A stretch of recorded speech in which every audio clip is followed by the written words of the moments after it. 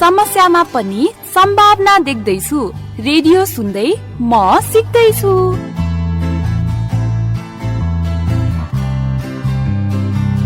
कार्यक्रम म सिक्दैछु प्रत्येक हप्ताको सोमबारदेखि शुक्रबारसम्म ललितपुर, सिन्धुपाल्चोक, धनुषा, पर्सा, लमजुङ, तनहुँ र दाङको एफएम स्टेशनहरूमा प्रसारण हुने गर्दछ। कार्यक्रम म सिक्दैछु तनहुँको लागि दमौली एफएम 94.2 मेगाहर्ज, पर्सा र ललितपुरको लागि रेडियो बिरगञ्ज 99 मेगाहर्जमा साँझ 4:30 देखि 5 बजेसम्म प्रसारण हुने गर्दछ। त्यसै गरी पर्साकै लागि रेडियो विजय बस्ती 90.1 मेगाहर्जमा साँझ 5 देखि 5:30 सम्म, दाङको प्रकृति एफएम 93.4 मेगाहर्जमा साँझ 7 बजेदेखि 7:30 सम्म, लमजुङको रेडियो मर्स्याङदी 95 मेगाहर्ज र धनुषाको रेडियो जनकपुर 97 मेगाहर्जमा साँझ 5:30 देखि 6 बजेसम्म र सिन्धुपाल्चोकको रेडियो मेलम्ची 107.2 मेगाहर्जमा साँझ 6 बजेदेखि 6:30 सम्म तपाईहरूले यो कार्यक्रम सुन्न सक्नुहुन्छ। कार्यक्रम म सिक्दैछु ब्रिटिश काउन्सिल, कथा express, my emotions matter, radio audio र रेकर्ड हाउस स्टुडियोको सहकार्यमा टिस्फर नेपालले उत्पादन गरेको हो। अब प्रस्तुत छ कार्यक्रम म सिक्दैछुको अङ्क 25। बसन्तको रानी वन कोइलीले गीत गाउँछ, शरदको आकाशमा जुन जब जगमगाउँछ, अन्नपूर्ण सगरमाता। म आकाश हुन चाहन्छु, म चन्द्रमामा डुब्न चाहन्छु, म आफ्ना सपनाहरूको गीत कोइली झै गाउन चाहन्छु। आहा, कस्तो राम्रो! मैले सबै अर्थ त बुझिनँ, तर तपाईँलाई अघि बढ्न मन छ, धेरै पढ्न मन छ भन्ने खालको होइन र? त्यस्तै नै हो। के हो, आज डायरी सुन्ने दिन भएर हो दिदी? तपाईँले कविता सुनाउनु भएको? अझ अघि चाहिँ आफै सुनाउनु भन्छ, अनि आज डायरी मात्रै सुन्ने हो र? भावनात्मक शिक्षा पनि त हो नि। जाऊ जाऊ, बरु बाबालाई बोलाएर लिएर आऊ। आमा त तल काकीकोमा जानु भएको छ। ओके दिदी।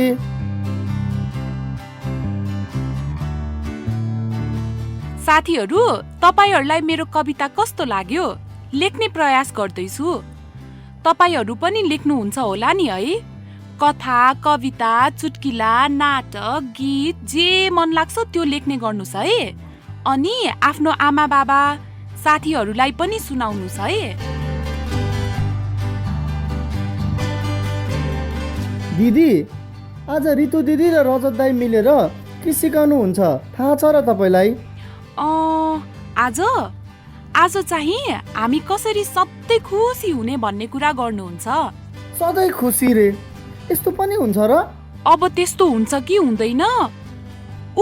रितु दिदी र रजत दाई आइपुगिहाल्नु भयो नि। उहाँहरूले भन्नुहुन्छ, सुनौ है त। ल हुन्छ।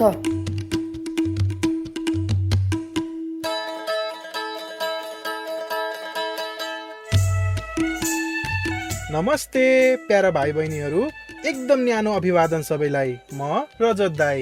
मेरो तर्फबाट पनि नमस्ते है सबैजनालाई। म सिक्दैछु कार्यक्रमको यो सामाजिक भावनात्मक शिक्षाको क्लासमा सबैलाई स्वागत छ। म चाहिँ रितु दिदी। सामाजिक भावनात्मक शिक्षाको कार्यक्रम सञ्चालन गर्न माई इमोसन्स म्याटर नामक संस्थाले सहयोग गरेको छ। माई इमोसन्स म्याटर एक शैक्षिक संस्था हो जसले इमोसनल इन्टेलिजेन्स अर्थात् भावनात्मक बुद्धिमत्ताको माध्यमबाट घर, स्कुल र संस्थाहरूमा सकारात्मक वातावरण विकास गर्न मद्दत गर्दछ। सामाजिक भावनात्मक शिक्षालाई इङ्ग्लिसमा सोशल इमोसनल लर्निङ भनिन्छ।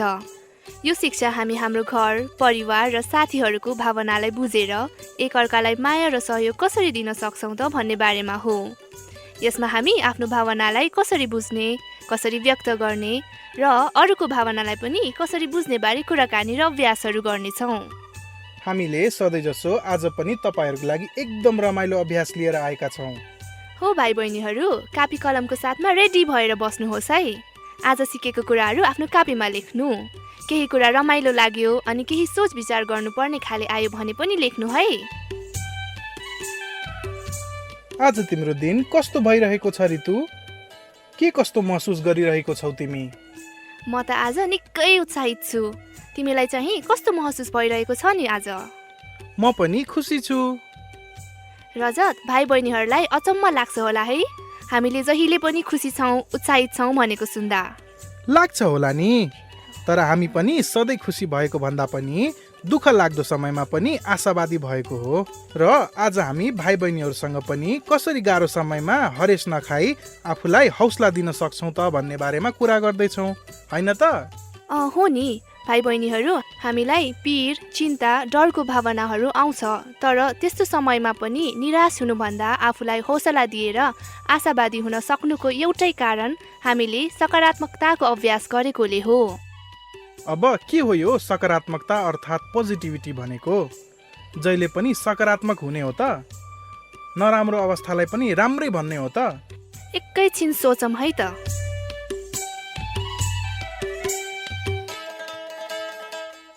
सकारात्मक हुनु भनेको नराम्रो अवस्थालाई राम्रो भन्नु पक्कै पनि होइन। त्यही त, अब लडेर घाउ भयो भने आहा कति राम्ररी लडे भन्ने त कुरा भएन नि। कस्तो उदाहरण दिएको तिमीले, तर एकदमै ठिक उदाहरण दियौ। सकारात्मकता भनेको लड्नुलाई राम्रो मान्नु होइन, लडे भनेर रिसाउनुले त हामीलाई नकारात्मकतातिर लैजान्छ।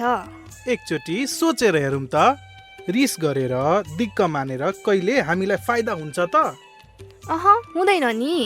बरु लड्नुको कारण थाहा पाउनतिर ध्यान दियौँ भने हामी सजग हुन सक्छौँ। नराम्रो लागेको समयबाट पनि हामीले धेरै कुराहरू सिक्न सक्छौँ। यसरी निराश लाग्दो समयबाट पनि सिक्नु र सिकाउनु नै सकारात्मकता हो। सकारात्मक हुनु भनेको अर्थ आशावादी हुनु हो।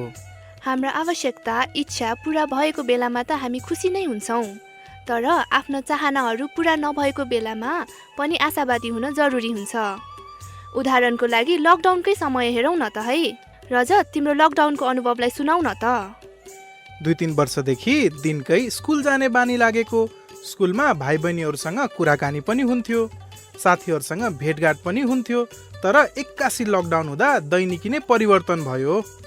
घरमा बस्नु पर्दा कति धेरै छुटेको कामहरू याद आउने, दिक्क लाग्ने, सँगसँगै कोरोनाको डर पनि। तिमीले यसरी नराम्रो कुरालाई मात्र ध्यान दिएर भन्दा कति निराश लाग्दो हुन्छ अनि यो कुराले दुःख बनाउँछ, तर अब यसलाई सकारात्मक भएर हेर त। लकडाउनमा आफ्नो आमा बुवाहरूसँग धेरै पछि समय बिताउन मौका मिल्यो। 4-5 वटा एकदम मनपर्ने किताब पनि पढ्ने मौका पाए। आमालाई घरको काममा सघाउन रमाइलो भयो।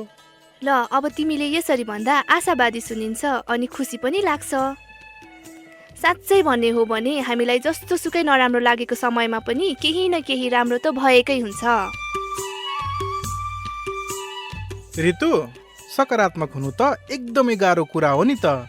त्यसैले सकारात्मकता लागू गर्न तिमीले गर्ने गरेको अभ्यास छ नि, त्यसलाई बुझाउन मलाई अस्तिदेखि नै जान्न मन लागेको थियो। हाम्रो भाइ बहिनीहरूलाई पनि काम लाग्छ। भइहाल्छ नि। जस्तो सुकै अप्ठ्यारो समयमा पनि के राम्रो भयो त भनेर थाहा पाउन अनि खुसी हुन हामी आफूले आफैलाई चिठी लेख्न सक्छौँ। त्यस्तो कसरी गर्ने? आफैले आफैलाई चिठी कसरी लेख्ने? यसको लागि हामी आफै आफ्नो साथी बन्न सक्नुपर्छ। जसरी हामी हाम्रो साथीलाई गाह्रो भएको बेला सान्त्वना दिन्छौँ, राम्रो कुराहरू भन्छौँ, सल्लाह दिन्छौँ, हो त्यही काम हामी आफैसँग गर्न सक्छौँ।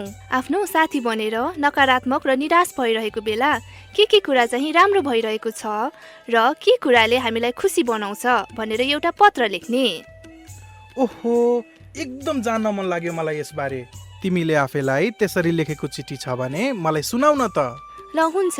यो लकडाउनले गर्दा सबैजना जस्तै म पनि एकदम निराश भएकी थिएँ। हो त्यही बेला आफूलाई सकारात्मक राख्न लेखेको चिठी छ, सुनाउँछु है त। प्रिय ऋतु, यसरी अचानकले लकडाउन हुँदा तिमीले धेरै कुराहरूमा बदलाव महसुस गरिरहेको छौ। दैनिक जीवनशैली नै परिवर्तन भएको छ। बिहानै उठेर विद्यालय जान तत्पर हुने तिमीले अहिले आफ्नो विद्यार्थी, आफ्नो साथीहरूलाई याद गरिरहेको छौ। छन् यस्तो बेलामा आमा पनि काठमाडौँमै अड्किनु भएकोले चिन्ताले तिमीलाई ग्रसित पारेको छ। तर तिमीलाई के खुसी छ भने यस्तो बेलामा घरैमा बसी नयाँ कुराहरू चाहिँ सिकिरहेकी छौ। घरमा खाना पकाउनदेखि लिएर लुगा धुन र पुरा घरको रेखदेख गर्न चाहिँ तिमी पोख्त भएको छौ। साथीहरूसँग पनि मोबाइलमा कुराकानी भइ नै रहेको हुन्छ। मामा काठमाडौँमै बस्ने भएको हुनाले आमा सुरक्षित नै हुनुहुन्छ। बरु लकडाउनको बेला भएकोले मामा पनि घरैमा बस्ने हुँदा आमालाई त आफ्नो भाइसँग समय बिताउन रमाइलो भइरहेको होला। तिमी पनि त दिनभरि बुवासँग बस्दा उहाँको जीवन कथाहरू सुन्दै उहाँसँग नजिकिएकी पनि छौ। त्यसैले आफूले सिकिरहेको कुराहरूमा ध्यान देऊ। अनि तिमीलाई एकदम मनपर्ने कामहरू पनि गर। तिमीलाई फुल रोप्न मनपर्छ, धेरै फुलहरू रोप। तिमीलाई किताब पढ्न मन लाग्छ, पढ। यति गर्दा पनि तिमीलाई गाह्रो भयो भने कथा लेख। त्यो त तिमीलाई सबैभन्दा मनपर्ने कुरा हो नि। ल आफ्नो ख्याल राख है। कति मजाको चिठी रहेछ यो त। ल अब यो चिठीमा के कुराहरू छन् ध्यान देऊ है त। यो चिठीमा सबैभन्दा पहिले समस्याहरूको कुरा गरिएको छ। आफूलाई के कुराले गाह्रो बनाइरहेको छ भन्ने बारे। हो, यसरी आफूलाई के कुराले गाह्रो बनाइरहेको छ त्यो लेख्दा समस्यालाई राम्रोसँग बुझ्न सकिन्छ र समस्याको समाधान पनि थाहा पाउन सकिन्छ। हामीलाई के कुराले नराम्रो लागेको छ थाहा हुन्छ। यो एकदमै जरुरी पनि त छ, किनकि कहिलेकाहीँ हामीलाई गाह्रो भइरहेको हुन्छ तर किन र के कारणले गर्दा भन्ने चाहिँ थाहा नै हुँदैन। त्यस्तो बेलामा यो कुरा काम लाग्यो। त्यसपछि तिम्रो चिठीमा समस्यामा पनि के चाहिँ राम्रो भएको रहेछ भन्ने लेखिएको छ। हो, यसले गाह्रो समयमा पनि हामीले के सिकिरहेका छौँ थाहा हुन्छ। आफूले सिकेको कुरा थाहा पाउँदा आफैमाथि गर्व महसुस हुन थाल्छ र हामी पोजिटिभ हुन थाल्छौँ। अनि कहिलेकाहीँ आफूलाई ठुलो लागेको समस्या पनि वास्तवमा त्यति ठुलो नहुन सक्छ भन्ने कुरा पनि थाहा पाउँछौँ। त मैले पनि त चिठी लेखेपछि बल्ल विचार गरेँ कि मैले लकडाउनमा कति धेरै कुरा सिकेको रहेछु। अनि आमा काठमाडौँमा हुनु पनि कुनै समस्या नै होइन रहेछ।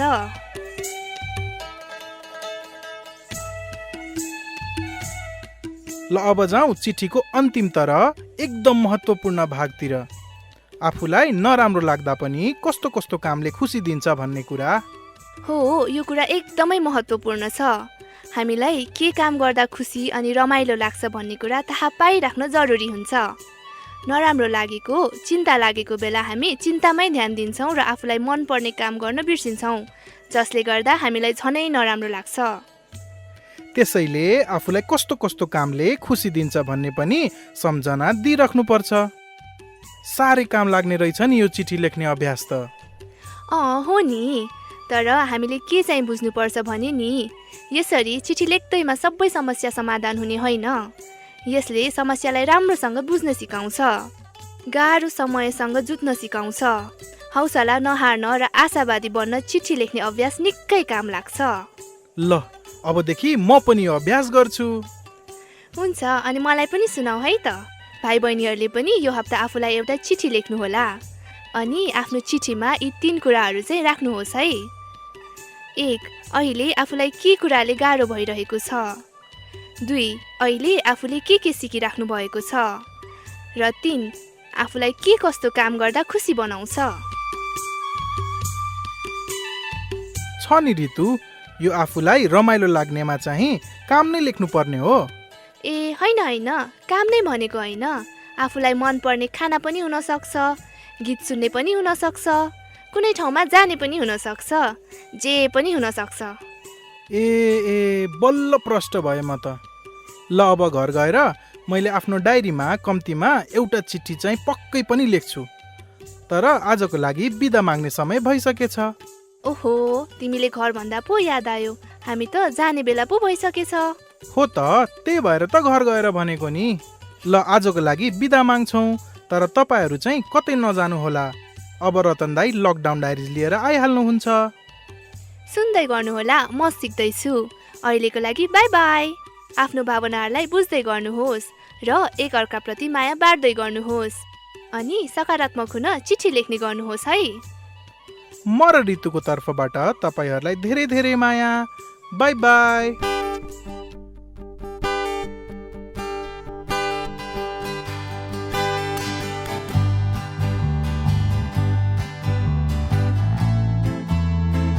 नमस्ते विद्यार्थी भाइ बहिनीहरू, म सिक्दैछु कार्यक्रमको लकडाउन डायरी श्रृङ्खलामा तपाईँलाई हार्दिक स्वागत छ। म रतन देवकोटा। लकडाउन डायरी श्रृङ्खलालाई कथा एक्सप्रेसले उत्पादन गरेको हो। आज शुक्रबारको दिन तपाईँले लेखेर पठाउनुभएका डायरीहरू, अनुभवहरू, लेखहरूका साथमा हामी कार्यक्रममा उपस्थित हुने गर्दछौँ। आज मैले माध्यमिक विद्यालय दोगरे तुलसीपुर दाङबाट मन्जु रोकायाले पठाउनु भएको लकडाउन डायरी लिएर आएको छु। मन्जु कक्षा 10 मा पढ्नुहुन्छ। मन्जुले के लेख्नु भएको होला त? यो लकडाउनको बेला उहाँले कस्तो अनुभव गरिरहनु भएको छ होला, के सिकिरहनु भएको होला त? आउनुहोस् मन्जुले लेख्नु भएको लकडाउन डायरी सुनौ।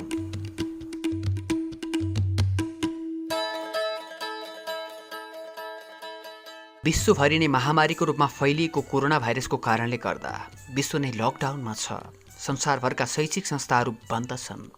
चैत्र 11 गतेदेखि गरिएको लकडाउनले हाम्रो विद्यालय पनि पूर्ण रूपमा बन्द छ। अझै खुल्न सकेको छैन। अझै लकडाउन खुलिसकेपछि पनि विद्यालय खुल्ला जस्तो लाग्दैन। कहिले खुल्छन् कुनै टुङ्गो छैन। देशका अधिकांश विद्यालयहरूमा क्वारेन्टाइन व्यवस्था गरिएको छ। त्यसैले छिट्टै खुल्ला कसरी भनौँ म?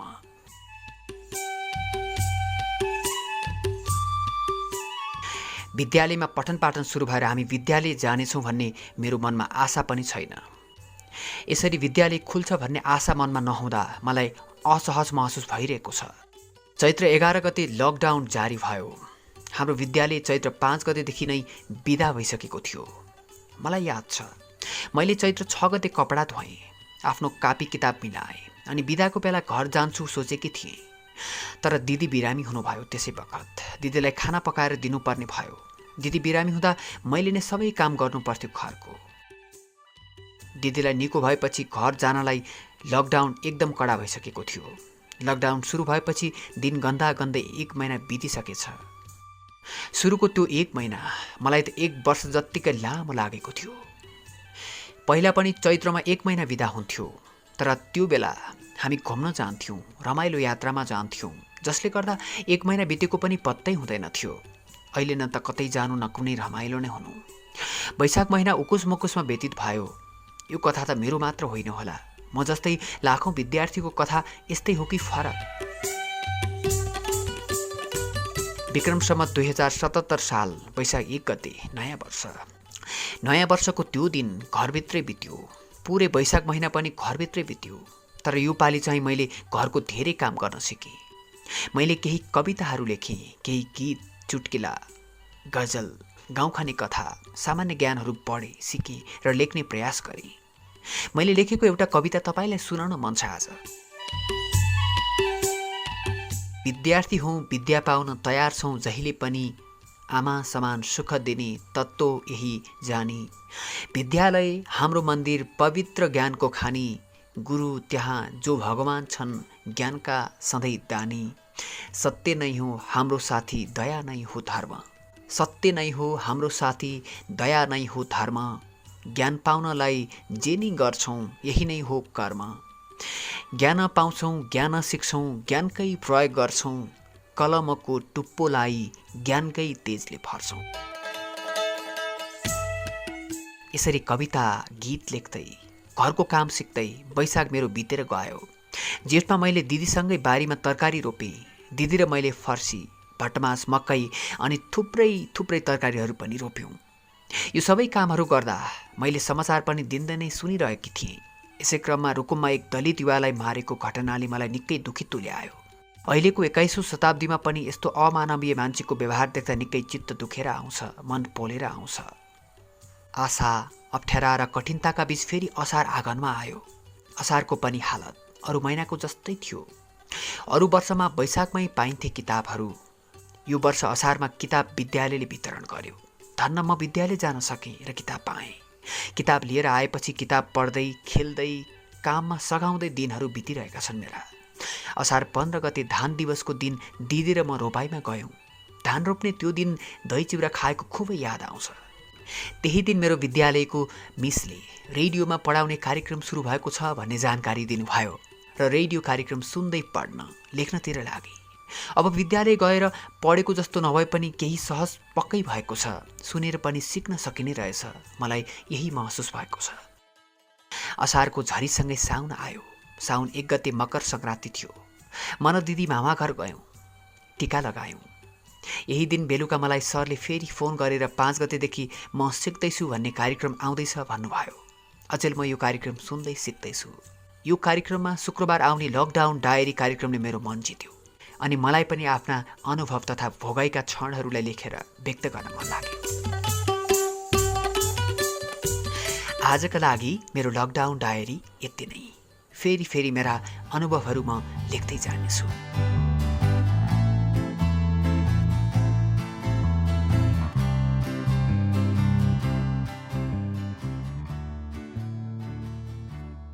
विद्यार्थी भाइ बहिनीहरू, भर्खरै हामीले सुनेको डायरी मन्जु रोकायाले लेख्नु भएको हो।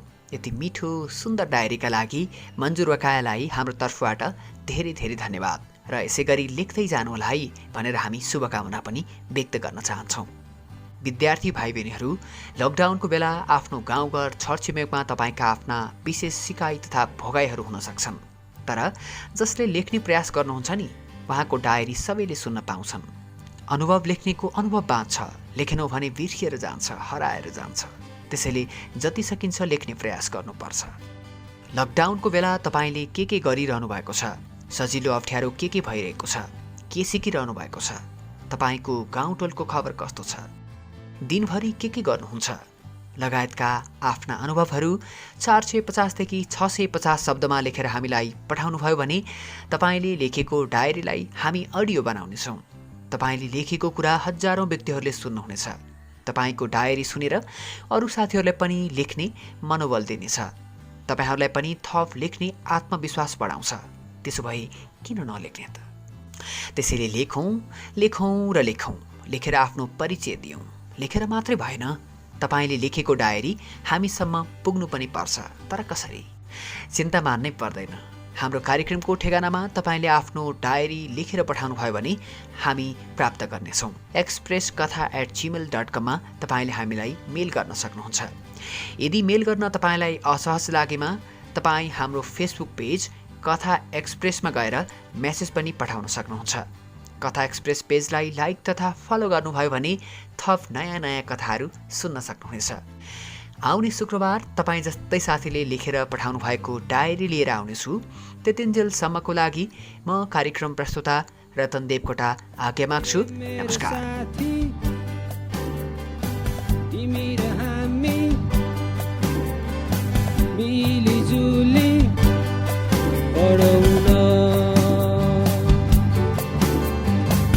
मेरो साथी तिमी र हामी मिलिजुली सिकाउन, रमाउन, खेलाउन, पढाउन।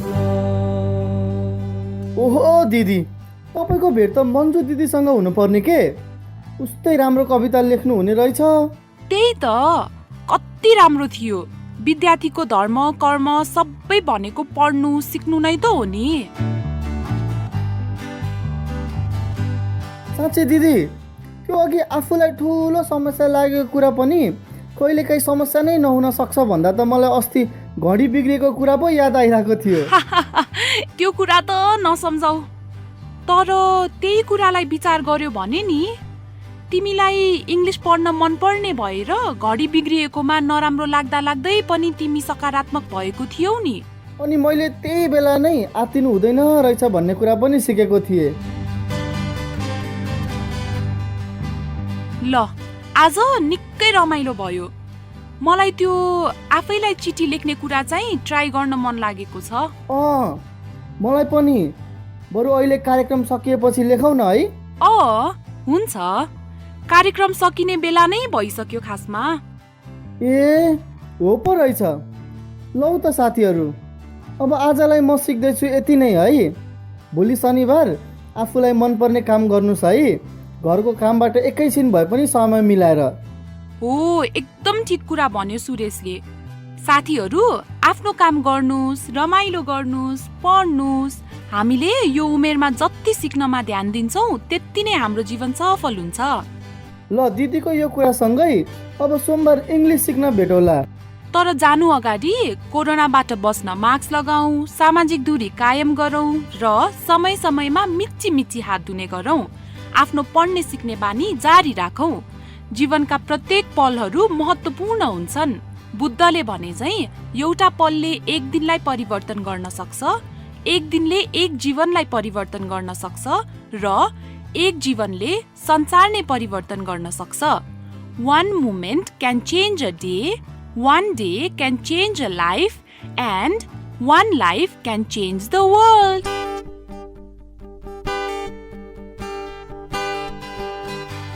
यतिन्जेलसम्म तपाईहरू सुन्दै हुनुहुन्थ्यो कार्यक्रम म सिक्दैछु।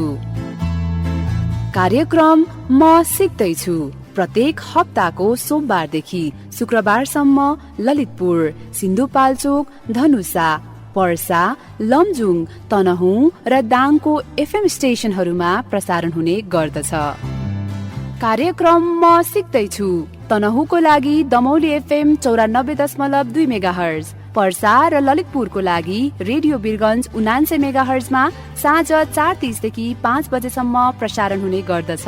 त्यसै गरी पर्साकै लागि रेडियो विजय बस्ती 90.1 मेगाहर्जमा साँझ 5 देखि 5:30 सम्म, दाङको प्रकृति FM 93.4 मेगाहर्जमा साँझ 7 बजेदेखि 7:30 सम्म, लमजुङको रेडियो मर्स्याङ्दी 95 मेगाहर्ज र धनुषाको रेडियो जनकपुर 97 मेगाहर्जमा साँझ 5:30 देखि 6 बजेसम्म र सिन्धुपाल्चोकको रेडियो मेलम्ची 107.2 मेगाहर्जमा साँझ 6 बजेदेखि 6:30 सम्म तपाईहरूले यो कार्यक्रम सुन्न सक्नुहुन्छ। तपाईहरूले यस कार्यक्रमको प्रत्येक अङ्कहरू म सिक्दैछुको फेसबुक पेज www.facebook.com/म सिक्दैछुमा सुन्न सक्नुहुन्छ। त्यसै गरी म सिक्दैछु कार्यक्रमको युट्युब च्यानल www.youtube.com/म सिक्दैछुमा पनि सुन्न सक्नुहुन्छ। यस कार्यक्रम प्रति आफ्ना जिज्ञासा अथवा गुनासाहरू हाम्रो फेसबुक पेज र इमेल ठेगाना म सिक्दैछु @gmail.com मार्फत पठाउन सक्नुहुनेछ। कार्यक्रम म सिक्दैछु ब्रिटिश काउन्सिल, कथा express, my emotions matter, radio audio र रेकर्ड हाउस स्टुडियोको सहकार्यमा टिस्फर नेपालले उत्पादन गरेको हो। बसन्तको रानी वन कोइलीले गीत गाउँछ, शरदको आकाशमा जुन जब जगमगाउँछ, अन्नपूर्ण सागर माता खुसियाली छायो, रमाइलो दिन फेरि आज फर्किआयो। ए मेरो साथी तिमी र हामी मिलिजुली पढौँ न। ए मेरो साथी तिमी र हामी मिलिजुली